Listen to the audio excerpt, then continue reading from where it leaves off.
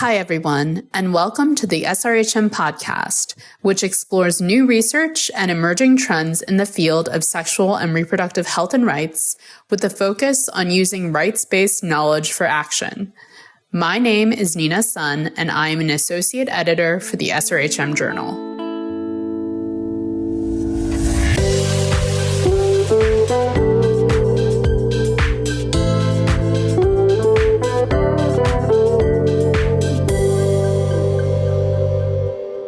Hello, and welcome to another thought-provoking episode of the Sexual and Reproductive Health Matters podcast.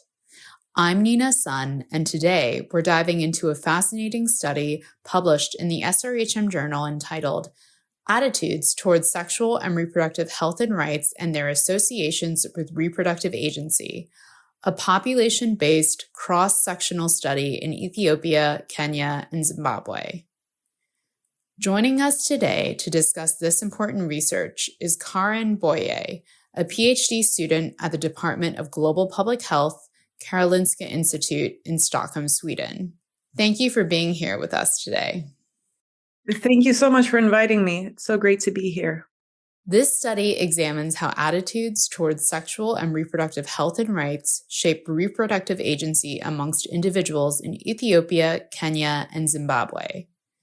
Given the ongoing struggles for reproductive autonomy worldwide, this search is incredibly timely and relevant.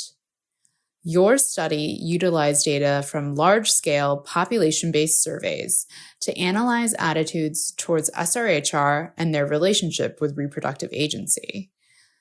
You found that gender norms, education levels, and policy environments play significant roles in shaping individuals' abilities to make autonomous reproductive choices. Let's dive into the paper. What motivated you and your co-authors to investigate this particular topic, and why now? Thank you so much. Yeah, this is a really good question. I think to start with the first part of your question, what motivated us to study this topic, I think we really wanted to learn more about the second R in SRHR, so the rights aspect. And I think what sets sexual and reproductive rights apart from other rights, like the right to education or the freedom from slavery, which are to a large extent about the relationship between the individual and the state or the government. Rather, sexual and reproductive rights, has to be ensured between individuals themselves to a very large extent. Obviously, the government plays a part with providing quality healthcare services and education, etc. But really, these rights are ensured in the most intimate of relationships, right? Between you and your partner, you and yourself, you and your immediate family and your community. And so what is that right about? That right is about, being able to make choices, respect your wishes, and acting accordingly. And sometimes, or in a lot of cases, we know that attitudes and what other people think, what you yourself think, will influence if you're able to make those decisions or act on them. So we really were interested in looking at this kind of the relationship between these two things or these two aspects. So that's what motivated this study. And we were really interested in collaborating with this global survey, the World Values Survey, to see how can we work with them to collect data on attitudes and values globally and systematically. So they collect data on a range of values and attitudes in over 100 countries every 5 years since the 1980s. So this was a real opportunity then to innovate an instrument already at scale and kind of see how then, what can we learn from this kind of data? And so that was kind of our initial motivation for the study. And it's coming out now, even though we started working on this back in 2016. So it says something about how long research takes from initial idea to actually seeing results. But it's, on one hand, it's very infuriating and also heartbreaking to see that these issues are even more relevant to study, given how there's a backlash against sexual and reproductive health and rights globally. On the other hand, this backlash also highlights issues that are already there and kind of makes them more crucial or more urgent to also bring up and discuss. So there's that dynamic right there. But I think now more than ever, given where we are politically, these issues are crucial to bring forth and highlight and discuss and really take serious. One of the key takeaways from your research is that individuals with more progressive attitudes towards SRHR tend to have higher reproductive agency. Could you elaborate on the factors that contribute to these progressive attitudes and how they interact with broader social structures? Yeah, absolutely. So we've looked at these attitudes in different papers, not only in the paper that we're referring to right now, but if we start with this paper, we found that there were four main variables or four main factors that contribute to a high sense of reproductive agency. That was education and access to resources, kind of captured by social class. And we were, this really says something about the opportunities you have as a person to have capacity enhancing experiences or develop your thinking yourself, right? But also the opportunity then to make use of them. Like, what resources do you have at hand to actually make use of this capacity, which may influence a person's decision-making ability. But also this relates a lot to, what kind of environment you live in. Like you said, what kind of policy environment do you live in? What kind of norms are around you? And these kind of aspects were captured by our variables, country and religion. And so you need those individual level experiences and factors. They need to be mediated and leveraged or given the opportunity to be used by the larger contexts. And so those were some of the key findings of this paper. But in another paper where we only looked at the attitudes, we found that being single, for example, or also highly educated was associated with more support for SRHR in these countries, but not in Ethiopia, but in the other two countries, that was the case. And then we also found, this can be seen in other studies, how supportive attitudes towards a range of SRHR dimensions like divorce and abortion are closely linked to higher education, delayed marriage, delayed childbearing, and reduced number of children. So there's that aspect of the individual level factors, but they need to be interacting with these broader social structures of collective attitudes or collective norms. What kind of healthcare system does the country have? Does the country prohibit or allow abortion, for example? So it's a complex and multi-layered situation or relationship, right? We think of the socio-ecological model where the individual is nested within different layers of social factors or social aspects that will impact how that person acts in society. So it's not just about the individual, right? But also what that person can do or cannot do in their particular setting. So it's complex. And I think that's why a lot of people are interested in this subject. And I think that's why there is a lot of research and necessity to have more research to understand these complex relationships that work in different ways. Your study highlights critical gender disparities in reproductive agency, with women often facing greater restrictions due to traditional gender norms.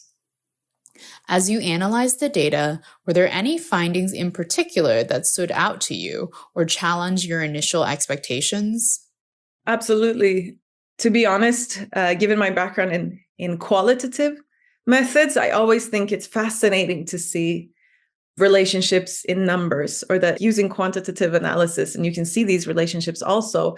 For me, the numbers are sometimes so abstract, and then you can actually see these things also using this methodology. So for me, that's always fascinating, even though I know people who have a background in quantitative methodologies take this perhaps for granted. But I think on a very personal note, I think that's quite fascinating. But in terms of the actual data, I thought it was really interesting to see how norms on masculinity and equitable relationships stand out in their relationships with reproductive agency, more so than I would have thought.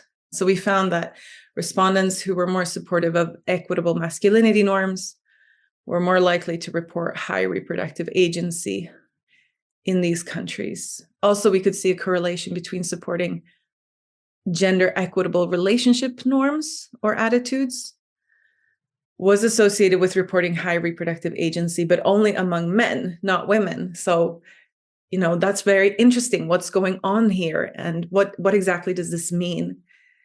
And of course, this resonates with other studies in other countries, but I think it's still fascinating to see that this also plays out, or that we can see these relationships in this data set and in these contexts. And more importantly, we ask the respondents to rate their own sense of control and freedom of choice when it comes to having children or not. And so it's a very kind of subjective assessment. What does that mean? And regardless of how the respondents interpret that question, they rate it highly, and that is associated with having these equitable masculinity attitudes, or among men then to be supportive of gender equitable relationship norms. So I think that was a surprising finding to me. That was not something I had expected to see to that extent. And then I think another surprising finding was from Kenya, was particular to Kenya, where we saw how support for sexual and reproductive rights overall, like the right to abortion, to lesbian and gay people's rights, etc., was associated with lower reproductive agency and not higher, right? So people had these supportive attitudes, but then they had a tendency to rate their reproductive agency lower than average. And so that was kind of contradictory. And we cannot explain this. Our study can't explain that, but the discussions among us co-authors were going in the direction we thought maybe this says something about how people who hold more supportive attitudes towards these sexual and reproductive rights may also be more likely to critically view their opportunity to exercise such rights. And so they may perceive their agency as limited in relation to how they perceive their surroundings. So we thought those were some of the main findings I found particularly interesting or surprising, yes. The paper emphasizes the role of policy and education in shifting attitudes towards SRHR. Given the current political and social climate in these three countries and globally, what policy changes do you believe could be the most effective in enhancing reproductive agency? Yeah, this is a great question. Thank you so much. I feel like maybe the response would have been different a few months ago, given what's happening primarily in the US and the kind of global precedent that sets for other countries to explicitly and intentionally and through funding pull out from and start removing support for sexual and reproductive health and right programs. At this point, I'm thinking, what can we do to just to maintain the gains that we have, right? Is that the question? Is that the top priority at this point? How do we not slide back? And especially, this is an especially important point to consider after COVID-19, when a lot of young people were removed from, a lot of schools closed down, and we saw consequences among young people who were exposed to early pregnancy or situations that they might not have chosen otherwise. And so I think at this point we want to talk about, how do we not slide back or regress further? But if we take a more, let's say, proactive outlook, I think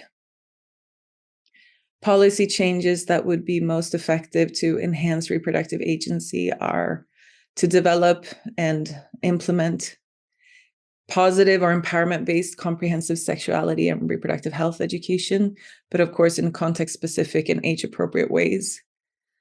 I think also to develop youth-friendly services that are available to all and accessible to all, not just in certain areas, but ensure that that's universally accessible and available throughout the country, so that you can ensure that all people have access to quality services that relate to sexual and reproductive health, including, of course, access to contraceptives, but also access to information, places to test for STIs or pregnancies or counseling. I think that is also has a large potential to enhance reproductive agency. And of course, if you have youth-friendly services, you need to also integrate educational norms into the formal training of those who work and staff these youth-friendly services. So nurses or doctors or other healthcare providers, and ensuring that higher education or whatever formal training institutions integrate these issues explicitly into the education, so people have a chance to think about, how attitudes impact behavior and decision making. And then, of course, looking over financing of programs to ensure that they're sustainable and not overly reliant on external funders, I think is a big one. And in terms of larger policy issues, liberalizing abortion laws, for example, in Zimbabwe and Kenya, and then decriminalizing consensual same-sex relationships among adults in these countries as well are some of the more top-down policy changes I think could help. Yeah. At Sexual and Reproductive Health Matters, we believe in turning research into action. So based on your findings, what should be the next steps for healthcare providers, policymakers, and advocacy groups to ensure that SRHR attitudes translate into greater reproductive agency for all? It is a great question. How do you ensure that attitudes then translate into something, a change in perception or change in behavior is difficult. It's not always straightforward. And the way that we've thought about our research is we hypothesize that attitudes would impact your sense of agency, but perhaps it's also the other way around. Like if you feel like you have agency to decide, does that impact your attitude? So that relationship can also be quite complex or multi-layered, going back and forth. I think it's it's a good and difficult question. I think changing attitudes, we know that you need to work on many different levels at the same time, between individuals, in communities, with local leaders or important voices that people listen to, and then of course also government policies and funding. I think one thing that I can add to what was said already is maybe looking to work with a wide group of actors, and not just the healthcare sector, but also looking at what you can do with education. How can you collaborate with gender departments or those departments that target gender-based violence, for example? What kind of programming do they have? What are their opportunities to collaborate and expand? And also, I think bringing in religious leaders, religious or faith-based organizations play a large role in providing healthcare services in these countries and in many other countries also. So to what extent can they be partners in collaborating on this, on helping, or to what extent can they be partners in ensuring that attitudes translate into greater agency? So I think to be open-minded and to see that a lot of different actors can come together or try to facilitate that kind of collaboration and those kind of platforms and meeting points to have difficult conversations, but with a clear understanding of why and where this will take us. I think it's challenging and it will take a long time, of course, but I think maybe that's one thing to add to what I said earlier. Yeah. Thanks for sharing these crucial insights and for your valuable contribution to the SRHM Journal. This research underscores the importance of fostering progressive SRHR attitudes to promote reproductive agency and autonomy. For those who want to dive deeper into the study, check out the show notes for a link to the full paper and for more information on publishing with the Sexual and Reproductive Health Matters Journal. If you have thoughts or experiences to share on this topic, we'd love to hear from you. As this study makes clear, advancing reproductive agency requires both policy action and societal change. So let's keep the conversation going. Thanks for tuning in, and we'll see you next time on the SRHM podcast. Thanks for joining us for this insightful conversation. Please check the show notes for a link to the SRHM Journal, which is available online and open access. Follow us on social media and sign up for our newsletter to receive notifications for new publications. If you're enjoying this podcast, please subscribe, give us a rating, or leave a review. Sharing evidence-based and rights-grounded knowledge is our passion, And it's also critical to support the advocacy and actions that need to be taken to improve SRHR for all. We would very much appreciate it. Thank you for supporting the SRHM podcast, which is produced by our staff. The music was composed by Tiber Christian and Salomon Beautombe.